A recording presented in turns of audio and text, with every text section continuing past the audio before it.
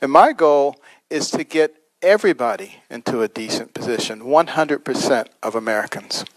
Thank you. And Dr. Carson, I know that you've heard some criticism of your alleged positions with regard to public assistance to the poor. You've heard some today. I'd like to ask you if you would, in your words, like to discuss with us what your view is of how we should approach public assistance to the poor. I believe that we in America are compassionate. We have a history of being compassionate to people. And we obviously don't have to do something, but that wouldn't be American. That wouldn't be who we are.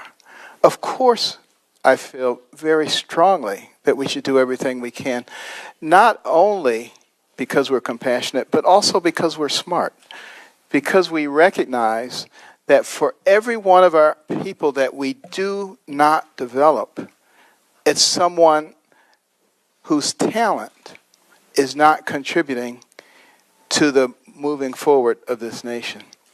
And if we're going to be successful in the future, as I mentioned before, we have to develop all of our talent. So for people to imply that I don't understand that or don't want to do anything for poor people, I believe that they perhaps are only looking at words that have been skewed and not at actions.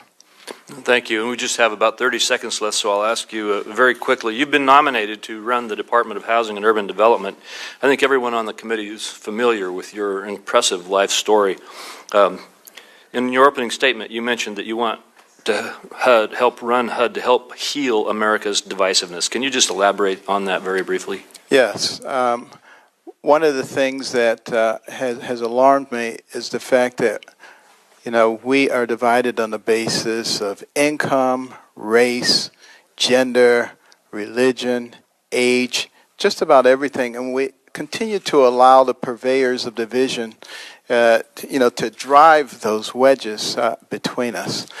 I believe that HUD is particularly well positioned to bring some healing in this area by truly manifesting fairness toward people, by truly getting people involved with each other.